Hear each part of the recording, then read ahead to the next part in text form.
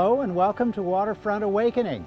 My name is Bob Davidson. I'm the president and CEO of the Seattle Aquarium. I'm joined by Thatcher Bailey, who's the head of Friends of the Waterfront. We're delighted to welcome you, and we want to start out simply by acknowledging that we're on the lands of the Coast Salish people. We've stewarded this land and water for many, many generations. So out of respect, we just want to take a minute at the outset.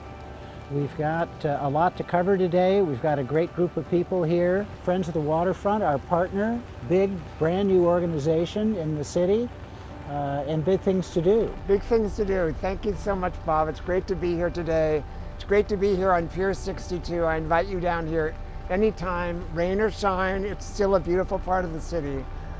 So this particular project, which is a massive reconnection of our downtown to its waterfront, is, I think, elemental in a way that deserves some consideration and kind of understanding, and is one of the reasons that I feel so excited to be part of this project. There's a yearning, I think, to try to figure out how do we reconnect? What does that mean for us? It's going on in a moment when we all want to reimagine what Seattle is as a city, what it can be for a city, what we all yearn for it to be as a city. You know, more inclusive, healthier, more equitable, more connected to history, to place, and a place to be more connected to one another. I often say this is the biggest project since the creation of Seattle Center to host the World's Fair in 1962. And I don't say that as an exaggeration, it's entirely true. And we have a lot of great folks working on this. We have a great partnership between the Aquarium and Friends of the Waterfront and the Office of the Waterfront in the city, and so many people. But we need everybody in. We need all of you in. And we need folks in communities all around the region to feel like this is a place where they belong, and they can help us understand what it means to turn this place into that kind of gathering spot for folks. We're building the new heart of the city. If you stand out at the west end of this pier, Pier 62, you can look across the water, see the Olympics, see the islands across the bay. You can look to the south and see this active, alive port. You can look to the east and see the city in a way you've never seen before because the viaduct's gone. And you start to fall in love with where we are, and you realize what we're really doing, if we're working together in the right way, is creating a new home for all of us. Together, we are going to build a new home for us in the world. And clearly, to make this giant vision work, it's all about people. It's about the people who worked on the vision for over a decade. It's about the work that's going in now. It's about the people who will help us bring this to pass. As we work together, the key leader on behalf of the city is Marshall Foster, the head of the Waterfront Project. Marshall, thank you for joining us. Hi everyone, my name is Marshall Foster. I'm the director of the city's Office of the Waterfront and Civic Projects. And a huge thank you to Thatcher and Bob for having me here today to join all of you. We are in the middle of building this project, and having worked on it for 12 years now, I can't tell you how satisfying it is to see all the incredible vision that all of you and so many Seattleites have put into this place over the last decade really taking shape around us. A few highlights if you haven't seen them. Obviously Pier 62, an incredible new public park that's bringing people together from around the city, has been open since September, and we've seen just an incredible outpouring of public energy. And some of the great things we're going to see this summer. We have a great program of fitness, art and music, food, and just city life starting to come back as COVID starts to wane is a wonderful thing to see. We had an incredible learning opportunity this past fall with Pier 58. I'm sure you all saw we had an emergency and we had to take that pier out in a hurry. That was actually a gift in disguise.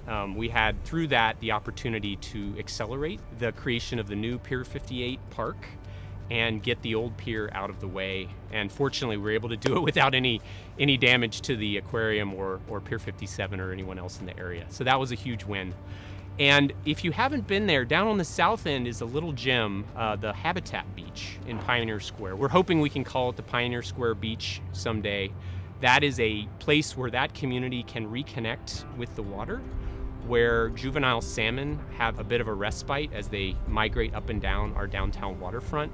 And it's just a beautiful little piece of nature in the city.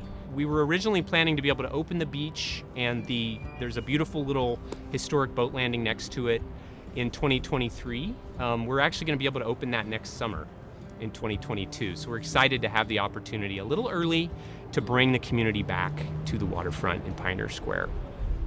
So those are some of the things happening. Obviously the construction of Alaskan Way and the public promenade, which is really the beating heart of the new waterfront. It's the spine that connects all of these great pieces, is really coming together. And you'll see that over the next year really take shape with some of the first landscaping and park features coming out of the ground. A few other thoughts. I did want to just emphasize for everybody how important, with us coming out of COVID, this waterfront is to Seattle's economic recovery. Mayor Durkin has been an incredible leader and has really kept our feet to the fire to deliver this project, not only because of its importance as a park, but also to kind of bring energy and life and to show this community in our city that we haven't gone away, that downtown Seattle is coming back strong. And so we're very excited to be a part of that. And we're really appreciative of the support with the Seattle Aquarium, with the donor community, with friends, to be able to make that recovery happen. A really central part of what we're doing right now is stepping back. The last year has been a real wake-up call on the importance to elevate our Indigenous community in this work. It's something we've cared about from the beginning. It's been a core part of our values as we've worked with our tribal partners, but we've realized now is really the moment to make that a more visible, more powerful, central aspect of what this waterfront is about. And so if you look at what the Aquarium is doing with its groundbreaking of the Ocean Pavilion and the artist team that they brought in to help really design that project from the ground up to express the Indigenous culture of this place. And also we've stepped back and introduced some new elements with the Overlook Walk, which really bring Indigenous culture in by inviting artists from that community to be a central part of the design.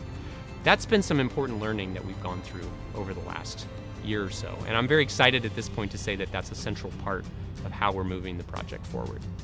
Since we began the project many years ago, we've really invested in bringing women and minority-owned businesses into this work. We have what we call a community workforce agreement for the entirety of our construction, which really helps us bring workers from all over Seattle, folks who would like an opportunity to work on this project, into the construction and into the economic opportunity that what we're doing here represents.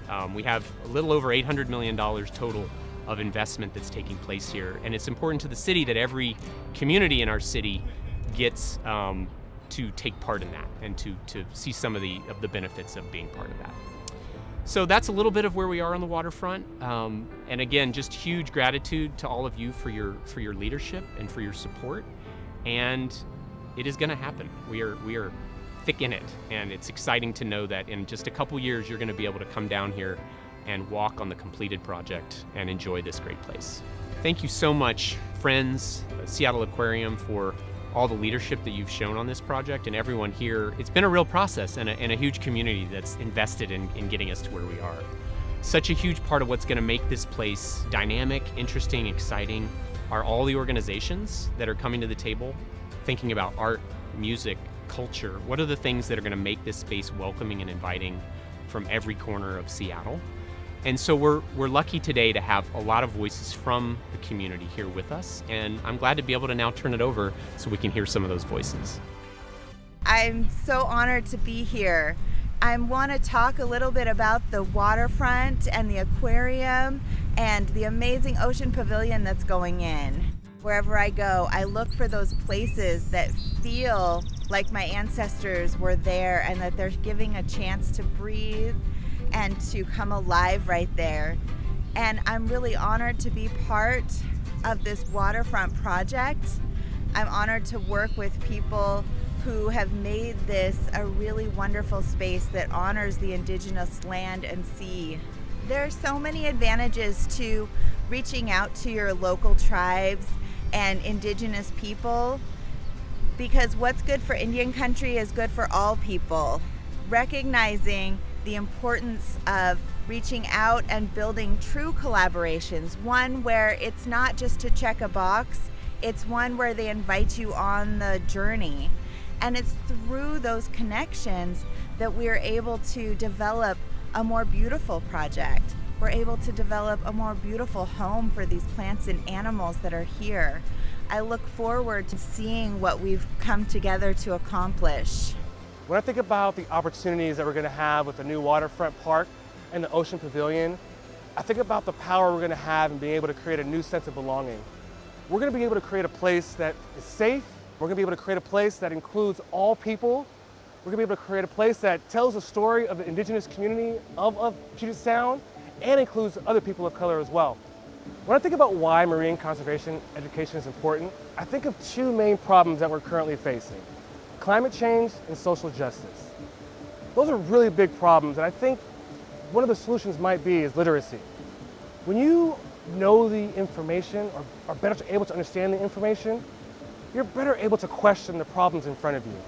And when you're better able to question the problems in front of you, you're better able to advocate for yourself and design solutions. When I think about the role the Seattle Aquarium can play in making marine science more accessible to all, it comes down to opportunity and inspiration. We have an opportunity to inspire inspiration.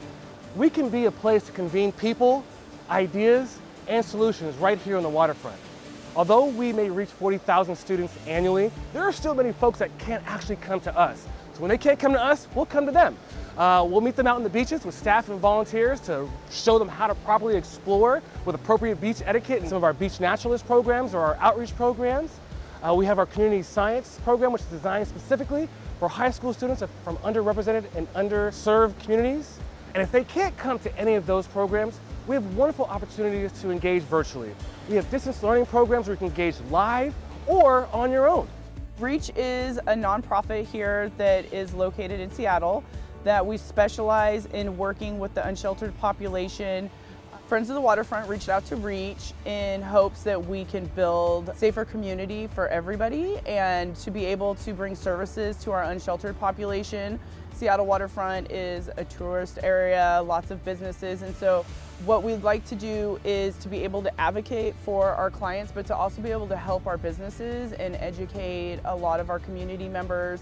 What we've seen during the pandemic as far as being able to help keep people sheltered in place with basic supplies, hygiene, and so forth, really builds a safer community so that when we open up the waterfront and everybody comes back down into the area, it's clean, we have a system of relationship.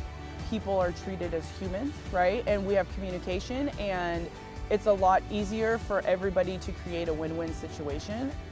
Music has had a rich history in Seattle for many decades, right? And I think today we're experiencing Seattle's music renaissance. There's never been more music being created now than ever before. And within that greater body of music, there's never been more diversity.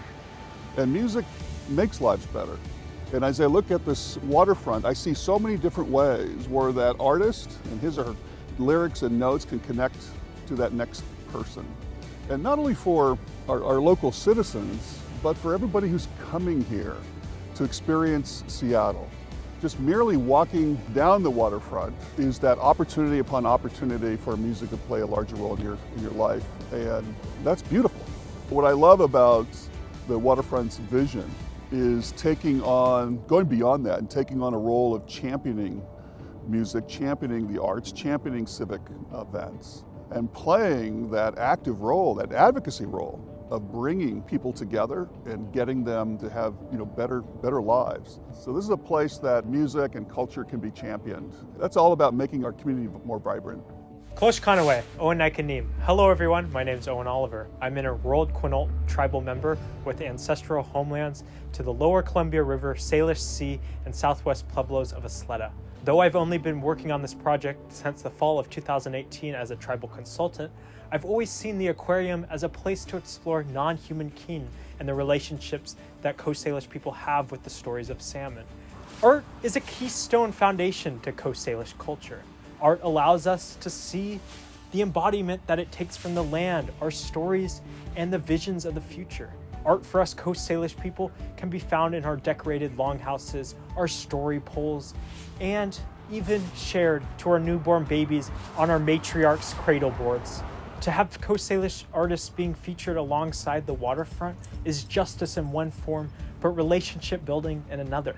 It's been too long that Coast Salish people haven't seen the art being represented to the highest accord and appreciation. The artists' work and stories carry many generations of effort and resiliency from their ancestors that reside on the shorelines of Seattle. I participated in the process for selecting Lummi artist Dan Friday for the Ocean Pavilion project. The process involved opening up a request for proposals, inviting those chosen artists in, and listening to their stories and visions for the waterfront. It was transformative for me because I was able to converse and discuss with all the amazing artists that applied for the project. But most importantly, it gave me an insight to see what our city will look like in the coming years. There are so many up-and-coming artists that are trying to build these relationships to ensure that their stories are in public spaces. If we keep using these processes that uplift Indigenous voices and backed by their stories, we can guide future projects that come together just like the new Ocean Pavilion. I think that community engagement has a real rare opportunity here with the waterfront, particularly given how open it is at this point in time. It is an open canvas, and to have an invitation extended out to all communities to come to the waterfront and experience the healing spiritual power of the water, as well as the access that this water gives us to the rest of the world. So this is an opportunity to say in earnest that this is our waterfront. This belongs to all of us, and it doesn't become complete until all of us are expressed here in some form. Support Friends of Waterfront Seattle. Support this effort. Support the reimagination and the implementation of some incredible foundations that are underpinnings for our city, and it's right here on our waterfront. It's incumbent upon all of us that are building or leading a civic engagement or civic impact project like Waterfront Park to do so in a way that's inclusive of everyone. To see who our community is and will be, to listen to what they need and want, and to incorporate different voices in programming and in planning. And this means that when you open, also when we open, inviting and welcoming everyone in with open arms, but it also means going to where people are and forging those relationships that might not otherwise exist, creating opportunities so that even for those who can't come here all the time, they still know that this is their story too. On a daily basis, I focus on the care of humans within our environment. It is intricately linked with that of environmental health and ocean health. And so our next few leaders will be speaking on that topic. The Seattle Aquarium engages the ocean community across all of our conservation pillars, from animal care and welfare to research and field conservation to policy and advocacy, and of course through our social change programs. Sustainability is one of our core values here at the Seattle Aquarium, and that holds true for the design of the Ocean Pavilion. We're aiming to be the greenest or bluest aquarium. But it's not just about being the first, and it's most certainly not about being the only. It's about sending ripples through our industry so that we're transforming the entire industry to be greener, to be bluer, to ensure a climate resilient future for all of us. Expanding the aquarium will bring us not only just another building, but it also will expand our reach. We're expecting a growth in guests coming through our doors by upwards of 500,000 people a year. And bringing all of those new guests through our doors means that we have an incredible platform to engage with those people, to help connect them to the ocean and help them engage with their own ocean ethic. And we're in some of the early stages of building exciting new projects and programs and partnerships across the Pacific Ocean in the Coral Triangle, connecting with some of that region's ocean conservation leaders and affecting some real change in countries in that part of the world. Conservation depends on people loving their environment, and people can't love what they don't know. So the waterfront brings people into direct contact with the marine environment in a common setting that everyone can share together. The aquarium also has the potential to teach people about these systems that are normally far away and out of view, to help inspire that love that is the foundation of a conservation ethic. I was excited to read about the connection that the Ocean Pavilion is trying to make between Pacific Northwest marine ecosystems and coral reefs. That's something that is pretty distant on a personal level to most people in Washington state, that they don't get the experience of seeing corals in a natural environment. So bringing that system to people is a compelling way to help people understand what we're at risk of losing and what a wonderful marine ecosystem looks like in its healthy state. The pavilion is a way to bring people to the water and the water to the people and help inspire people to want to protect these important systems. Giving youth access to places like the aquarium or other zoological facilities, I think, is so essential to making discoveries happen. Accessibility is one of the most important things I've learned about as a volunteer. Being able to share a journey with someone else and inviting them into a space or into a mindset that's willing to discover and grow is so essential. These investments in making sure that we have a future that's actually ahead of us, we need to make sure that those investments are happening, whether that's education or whether that's the facilities that make education possible for the youth. And as long as those investments are made, we are securing a more sustainable future and a future where we can all coexist with all the creatures on this planet, and it's a beautiful thing to see. When the park and the aquarium are complete, I am really excited to bring friends from out of town down to the waterfront to show them the new face of Seattle and to walk up and down a united space where the Olympic Sculpture Park is joined to the piers and the aquarium, and is a way to take advantage of the amazing natural setting that Seattle has for itself. This new beginning for Seattle's waterfront is all about rediscovering our connection to the ocean and our connection with one another. So obviously a huge part of this project is driving economic recovery for downtown Seattle and for the city as a whole. The numbers bear that out. It is a massive scale of capital investment, of jobs, of tax generation. And I think it's also driving us to think again about how do you create the next version of a prosperous downtown, a more equitable prosperity. That's one of the exciting promises of the work ahead. But you don't need to hear about this from me. We've got a great lineup of folks who can talk about these promises and these opportunities as we move forward. When you think of cities around the world, you often think about what are the great public spaces they have and how activated they are. And they are what makes cities great. They're the reasons we all visit cities, the reasons we like to work in cities. This is an important part of activating Seattle and taking advantage of our great waterfront. So by allowing us to celebrate this waterfront and its connection to Pike Place Market and the other pieces, it'll be a great place for people in this community to come and congregate, to visit, and to bring their families. I want to take the perspective of what it's like to be a small business owner here. If we bring families, young children, children of color into this space, we would all feel it. The small business owner will look out of the shop window and know that this is a community serving. People walking around, they would feel they're part of a city. They want to spend, they want to come and, go to the restaurants, have a drink, stop by just because they're on their way back to the ferry and pick up a little gift for their family. And for big businesses, oh my goodness. Wouldn't you want your workforce to come and live in and say when they come and visit Seattle after visiting all of the cities, not just in the US, but in the world, and say, this is a city that for lunch, I can walk down to the waterfront.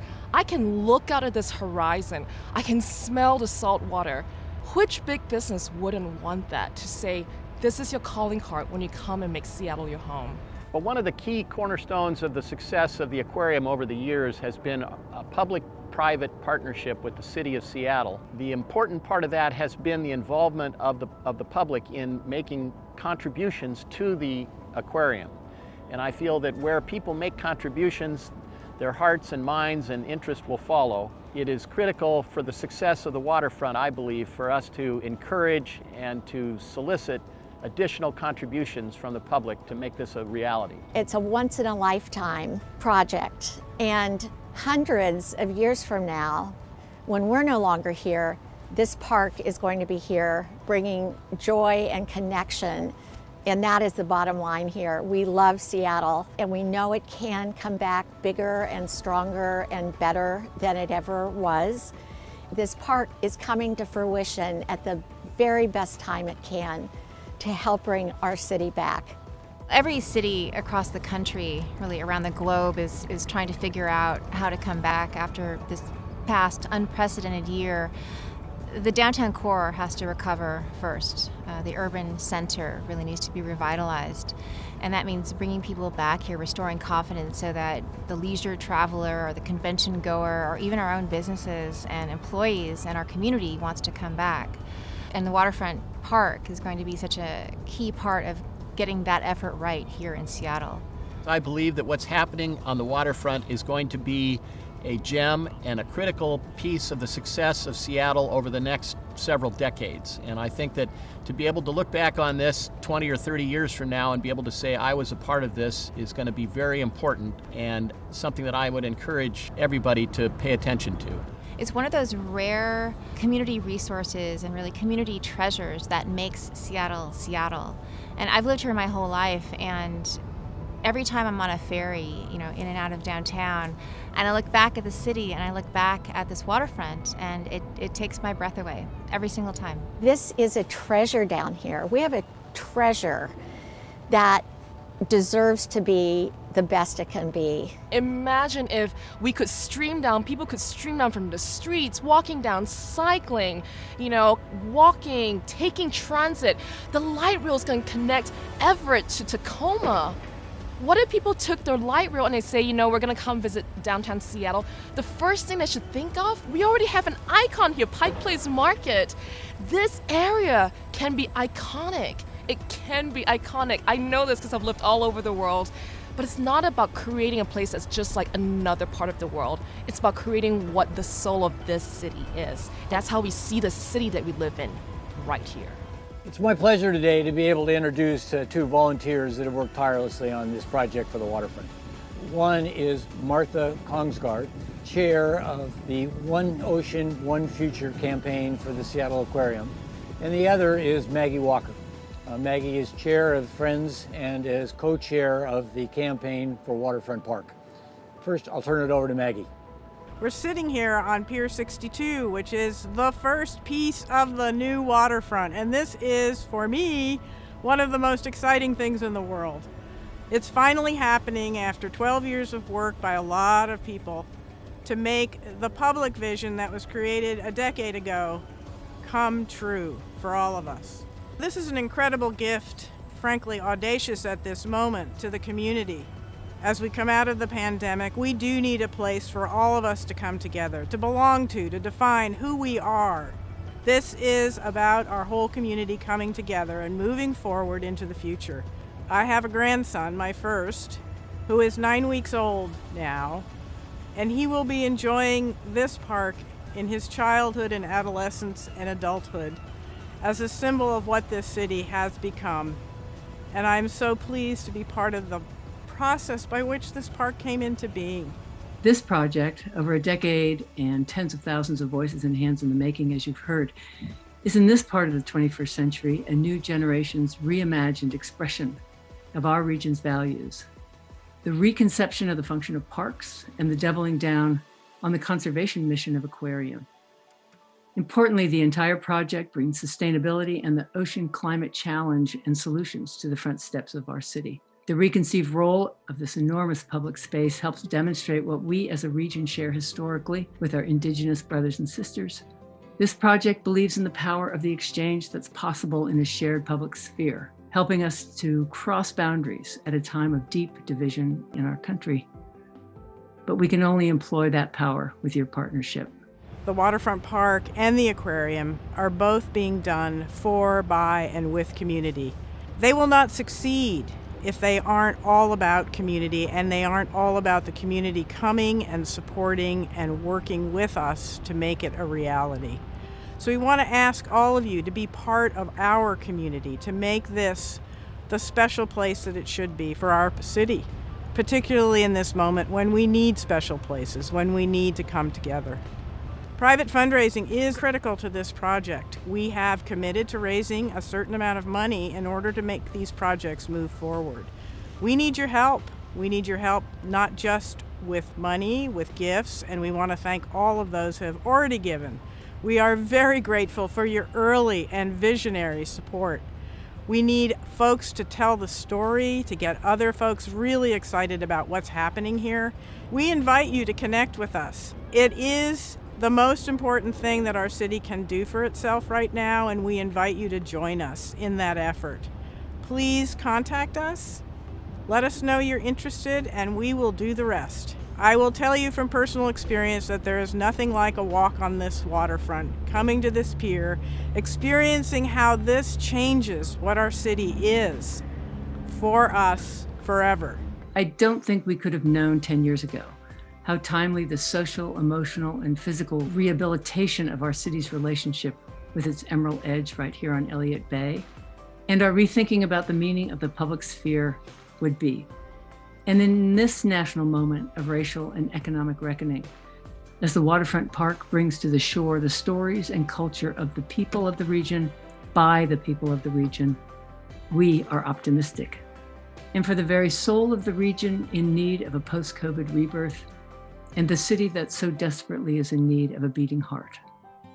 Join us, won't you? Come on. I mean, beyond the Kraken, we're the biggest deal in town. So don't miss out. And thanks for joining us.